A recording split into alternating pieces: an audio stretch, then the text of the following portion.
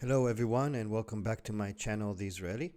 Today I want to give my response to Mehdi Hasan's video about Naftali Bennet, probably the next Prime Minister of Israel, and I'm going to show his take on it and what I think about it.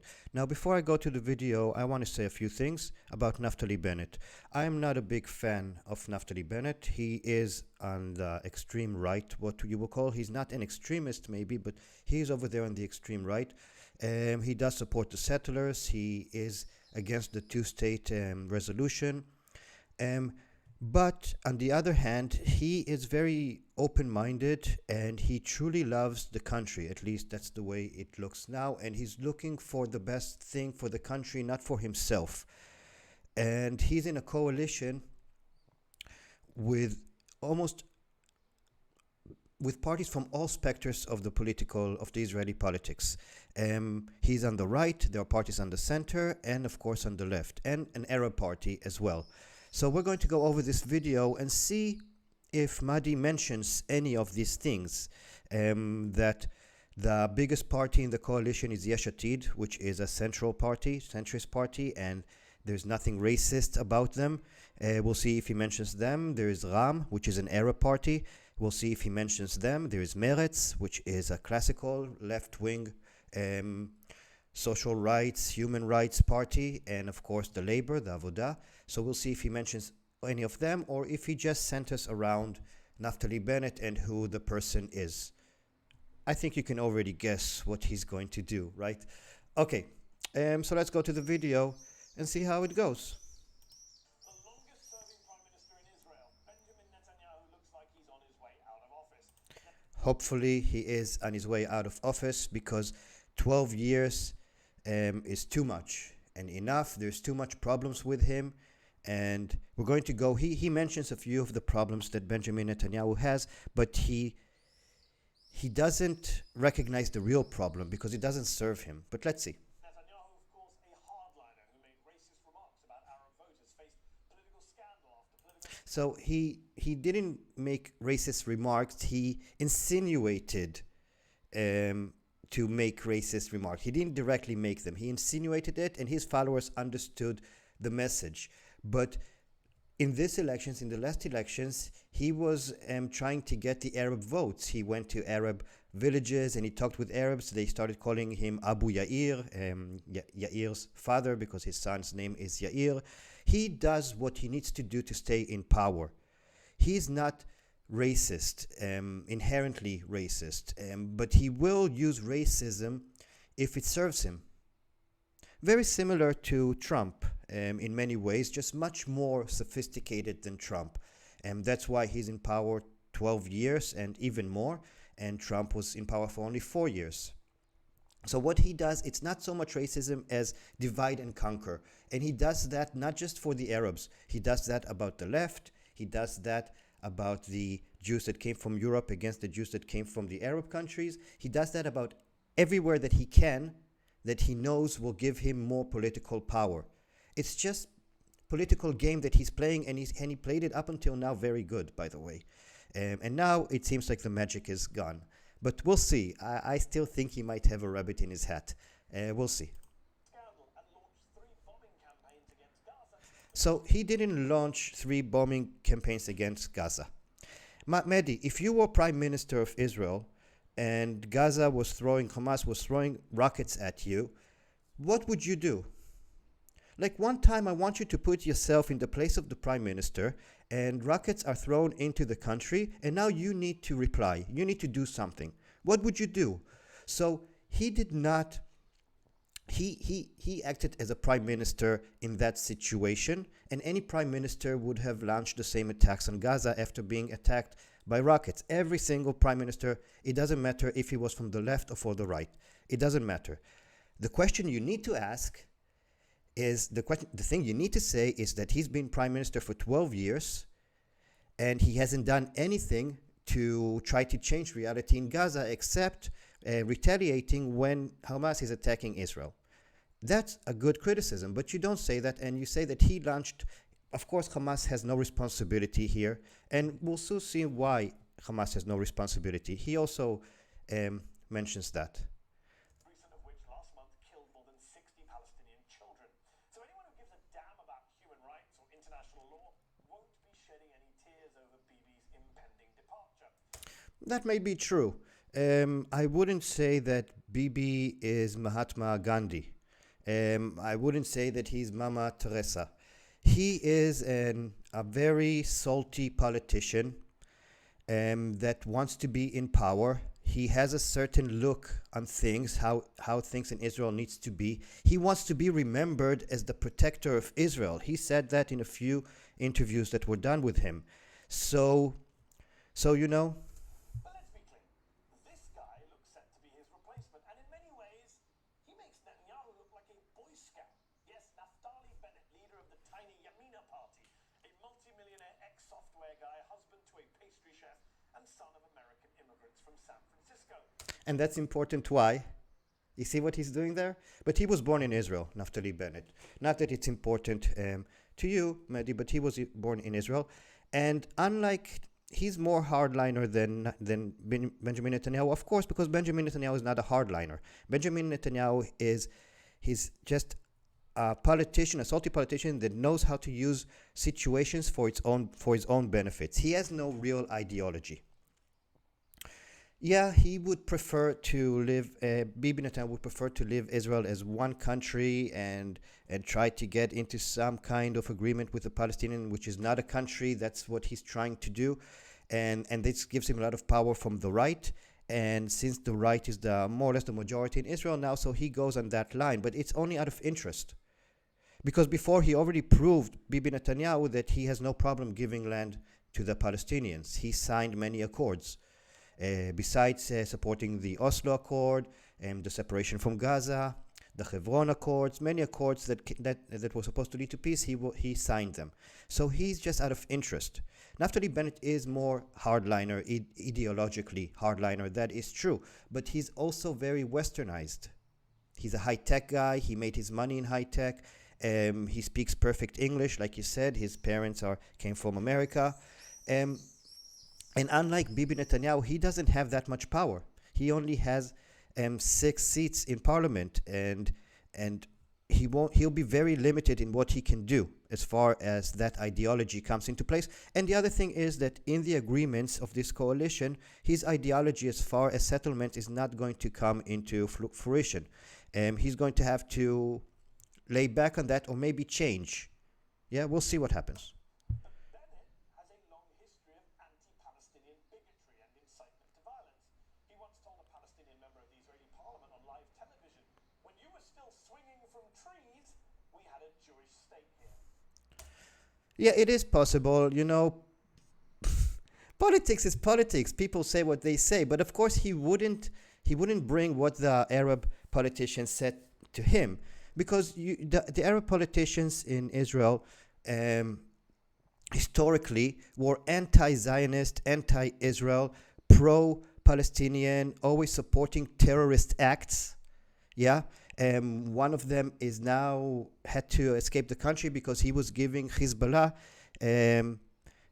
points and where to throw their missiles on important places, and he was judged as a traitor and he escaped the country. And they were never, nobody ever saw them as being pro-Israel or even a little bit, saying something nice ever. So when you have this kind of give and take in parliament, crazy things are being said. And that's why this new party, Ram, it's not a new party, this new situation, Ram joining the coalition with Naftali Bennett. Come on, Mehdi, how can you not say something about that? Why always negative? I don't understand.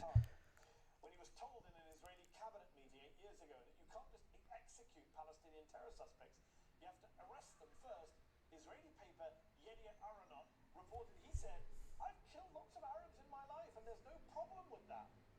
No problem with that. Yeah, that's not okay. Many of these ex-military guys, when they try to get into power, they try to show how macho they are and how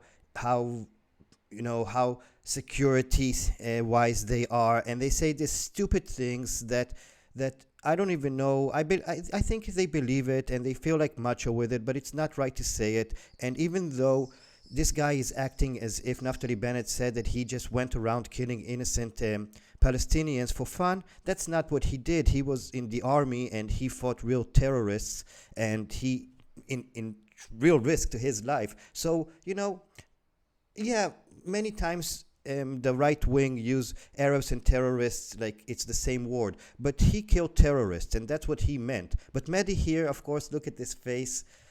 I love it. In fact, in 2018, when hundreds of Palestinian protesters were marching to the Gaza-Israel fence, and Bennett was asked if he was willing to allow the army to shoot and kill Palestinian children who managed to breach that fence, he replied, "They are not children, they are terrorists." This is a politician. Now, you tell me, your kid tells you, Mom, I'm going to a protest. And you say, fine. What's going to happen in this protest? We're going to try and breach a fence, an international fence, internationally recognized fence in a conflict area. And the mother says, oh, go ahead, have fun. Don't forget to drink some water. Yeah? And this kid goes with Hamas and people with weapons. You can see the videos, people with knives and weapons and screaming, we're going to kill Jews. Screaming, we are going to kill Jews. Just watch the video. Yeah? And this guy now has to react to this question. Now you have to understand he's speaking to right-wing voters. Under international law, somebody who breaches your fence, your international fence, you're allowed to protect yourself. Yeah? Now, if you ask me, does the army need to shoot anybody who crosses the fence? No. We have to find a different way of dealing with that kind of stuff. But you cannot allow it, because if you don't do anything and just allow them to pour in and maybe even kill somebody, then it's going to happen again and again and again. And this guy is justifying breaking an international fence and again using kids' blood to do it. Yeah, he said no problem killing kids that are crossing the fence. Again, he's using... Are you ever going to say anything about how wrong it is to send your kid to cross an international fence in a conflict zone, Mehdi? Ever? Is that okay with you? Will you send your kid to break a fence in an international zone? Will you? Tell me, Mehdi, will you send your son or daughter to do that? I'm sure you won't, but you have no problem Palestinians sending their kids doing it because it serves your narrative, which you're making a very nice career of.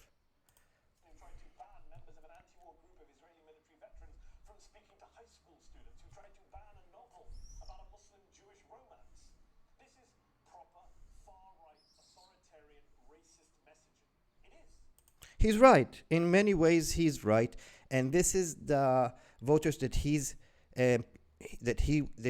talking to. But Mehdi, look how many votes he got. He has 6 seats in a 120-seat parliament. He has 6 seats, and because of the way the system works, he gets to be prime minister now. But he won't be able to be prime minister like Bibi Netanyahu, because that's what you're trying to equate here.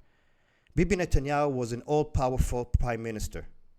And we saw that and we felt it every day. And I believe the Palestinians did too. I agree with you on that, not to the extent that you make it and not for the reasons that you give. Yeah? He was a very strong prime minister. Naftali Bennett is not going to be that type of prime minister. He has a lot of coalition questions to answer to. He won't be able to do whatever he wants. Yeah? Let's continue.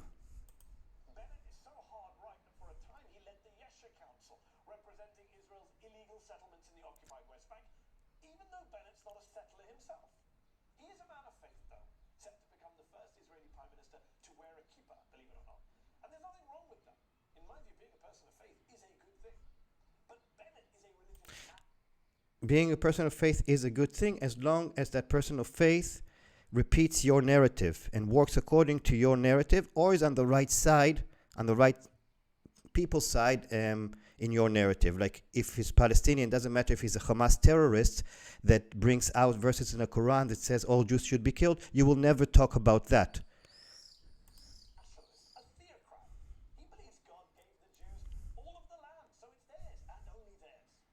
He's religious. What do you want? He's religious.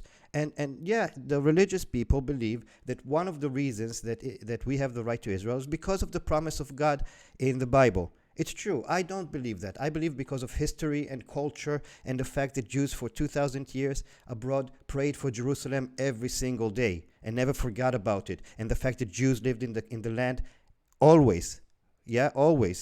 Since for thousands of years, Jews have always been in that land. Yeah, but the religious people, they also use the fact that God promised them the land. And it's true. Take my word for it. It's literally what he told me when I interviewed him back in 2017 on Al Jazeera English. Madi, I guess what you need to do is go back and change the Bible. You need to change the narrative of the Bible because it's all there. And I assume Is Israel a all theocracy? Muslims and Is Israel now a Christians theocracy? Is and it a religious Jews, state? I assume. Well, Israel is not a religious state, but there is no real separation between state and church, state and synagogue. There is, it's kind of like a gray zone, and this is part of the two things that decide who is going to be in charge and how the country is going to look. There are two things: the Palestinian issue and the religious issue.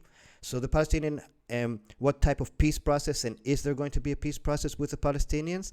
And the religious part is how religious Israel is going to be. And those are very strong arguments that are happening in Israel now. And Mehdi, you're not a citizen. It's none of your business. Yeah? And yeah, religion has a strong part in Israel's politics now. And I hope that will stop because we need to separate church and power. It can't go on that way. We need to separate between the two. But that's a different story. And yeah, right now he's a religious guy and that's what he believes. I don't get your point. I assume that all Christians, Muslims, and Jews. That was undoubtedly one of the stranger interviews I've done with an active Muslim. Why strange? He's religious. He has a yarmulke. Do you not see that? Why is that strange? I'm sure you had stranger interviews. Have you never interviewed Gaddafi or something of the sort? Come on. Did you never interview Trump? Like, seriously. Politician. Bennett also has a Trumpian approach to facts. Here he is with my MSNBC colleague Ayman Muhyiddin the other week when asked about a two-state solution. You have said the idea of establishing a Palestinian state has reached, and I quote, a dead end. If you don't believe in a two-state solution or full equal rights for Palestinians living under Israeli occupation in the West Bank and East Jerusalem, what should happen to Palestinians under your rule? We're talking about an autonomy. Right now, there is a Palestinian state in Gaza. No honest or serious person believes Gaza is the Palestinian state. True. No person, logical person, believes that Gaza is the Palestinian state. Gaza is not the Palestinian state. At best, it's a third of the Palestinian state. Yeah, half or a third of the Palestinian state. He's right here. And Naftali Bennet outspoke himself. I think he knows that he made a mistake saying that. And now, of course, they're going to use it every time. But yeah, Gaza is not the Palestinian state. It's part of, or maybe it will go back to Egypt. Who knows? We'll see. Has any kind of independence or sovereignty? It does have independence and it does have sovereignty. Enough with this lie. No, this is enough. I had enough of this bullshit. Israel left Gaza. There isn't one soldier or one Israeli in Gaza. Gaza has independence and it has sovereignty. The fact that it decides to fuck up that independence and to fuck up that sovereignty, it's their fucking problem, Mehdi. It does have independence. There's nobody there. Yeah? Not even Egyptians, even though the Egyptians are now going to come in to help rebuild Gaza. Yeah? And they have sovereignty. Israel does not go in, has never, since we left, Israel has not gone into Gaza without being attacked first. Yeah? And do you know when you give up your sovereignty, Mehdi? You know when you give that up? When you attack your neighboring country. That's when you give that up, according to international law. So they do have independence, they do have sovereignty, but they do not respect their own independence and their own sovereignty. But you will never criticize that. Why? Are you pro-Palestinian or not? Because it seems to me like you hate Palestinians. It seems to me like you really hate them and you want them to continue to be in that situation forever. You do not want to see them improve. You would even prefer to see them going backwards. Yeah? You should really look again at what you're saying and what effects it has. Criticize the Palestinians a little bit. Criticize Hamas a little bit. Demand from them to be better. But no, only Israel, Israel, Israel, Israel, Israel, Israel, Israel. Let's continue.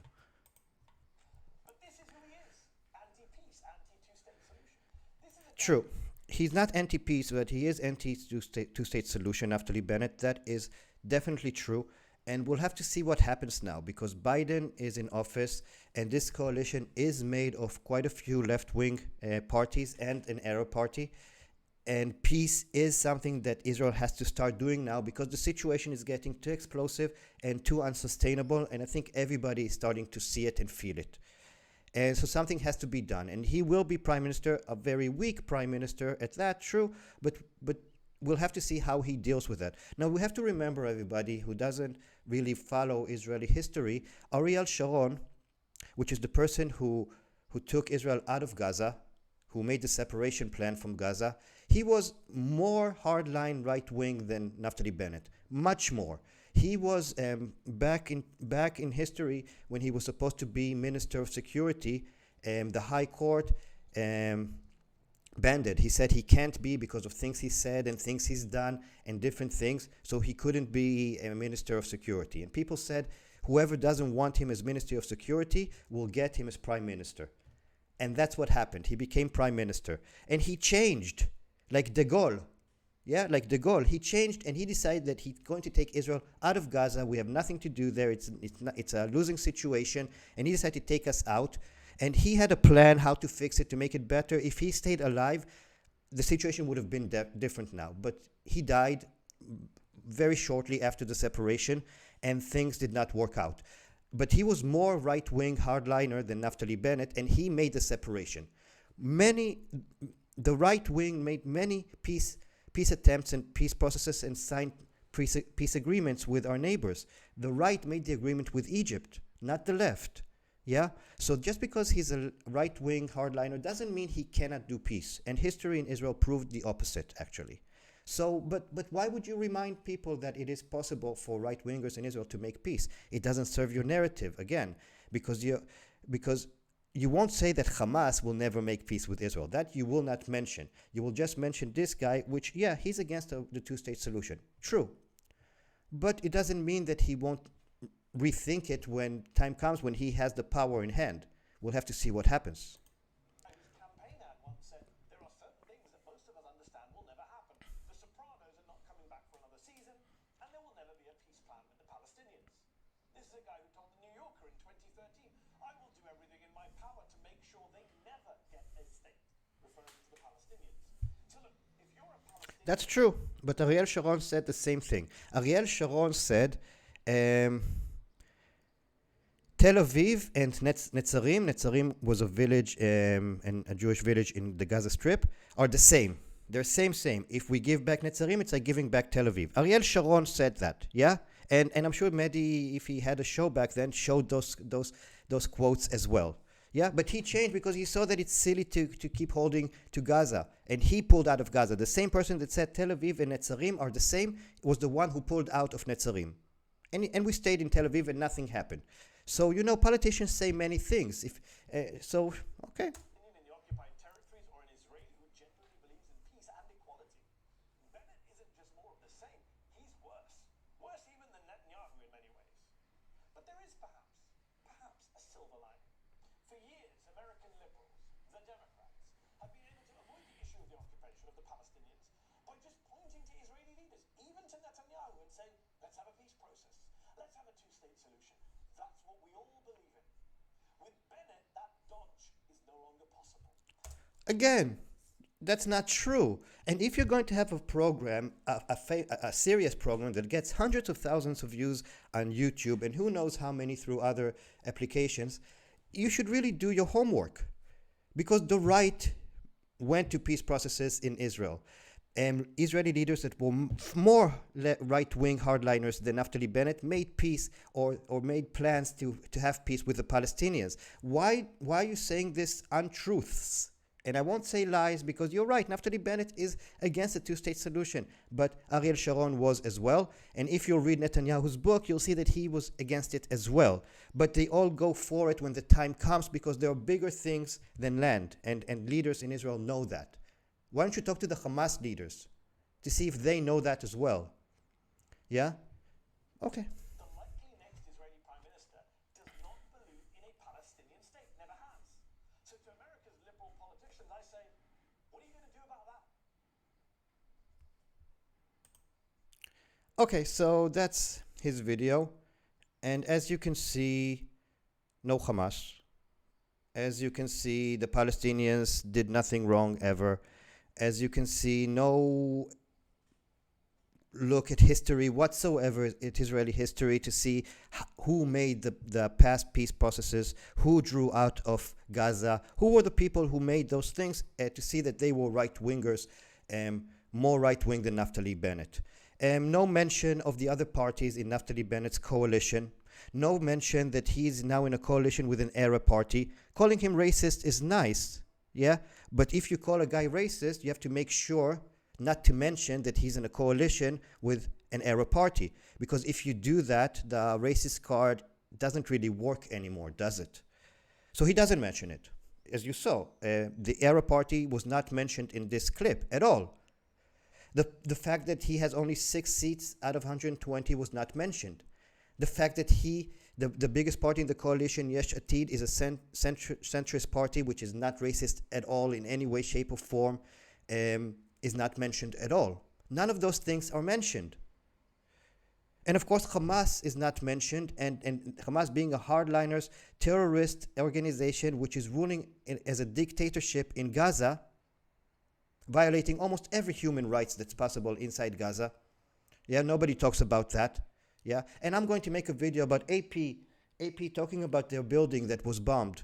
Yeah, now I say this: if that building did not have any Hamas counterintelligence offices or something of that sort over there, Israel needs to give answers. Yeah, but AP, you say that this office is very important. You're not going to stop telling us what's happening in Gaza. I never hear from you what's happening in Gaza except when there is a war.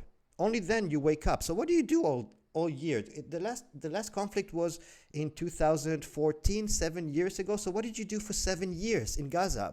You didn't show us anything. Why? Because life was good in Gaza. You didn't show the trucks coming in from Israel. You didn't show the electricity that Israel gives. You didn't show any of those things. The Hamas building tunnels under your schools. You just admitted that. Yeah? So AP also has a lot of answers to give, of course, but they will not give that because it doesn't serve their narrative. When your narrative needs to be peace. Peace means criticizing Israel, yeah. Peace means criticizing the Palestinians as well. Peace is calling Hamas a terror organization. Peace is doing everything in your power to make sure that Hamas stops ruling the Palestinians. That's peace. But no, Mehdi doesn't want peace. AP doesn't want peace. John Oliver doesn't want peace. Russell Brand doesn't want peace. What's his name doesn't want peace. All those people that just take one narrative, one-sided narrative, which is usually anti-Israel, they don't want peace. Now, the people who take the one-side narrative who's anti-Palestinians are the same. They don't want peace either. Yeah? And all of them are serving Hamas. Because Hamas, the last thing they want is peace. And for them, all this conflict and fake news and war on social media and spreading lies, and Turkish TV working very hard to spread lies, it's good for them. That's what they want. And programs like this, Mehdi, I'm sure that Hamas leaders are watching it and are happy. You know, that's what they want to happen.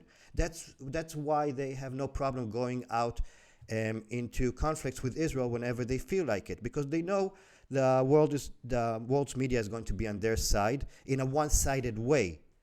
They won't get any criticism at all, and that's a great system, I think. So good for them. And Israel will continue to protect itself. And I hope this new government will fix many things that Bibi had broken. I hope they'll strive for peace. I know they'll strive to build bridges between the Jewish and Muslim communities in Israel.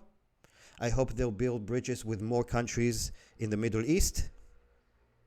And I hope they'll prove to the world by acts, not by words, that all these people that are anti-Israel have no idea what they're talking about. And they're just led out of pure interest. I don't want to say hate, because all those people are making great career out of their anti-Israel rhetoric. So, you know, people need to feed themselves. People want to have a good life. So if that works for them, you know, kudos, good for you. But we are going to answer your lies or misconceptions, because Mehdi is not lying. He's not lying, but he's distorting things to fit his narrative. And, you know, maybe he is lying, because leaving out many facts is kind of lying, or half-truths, and many people say that half-truths are worse than lies. So, okay, I don't know.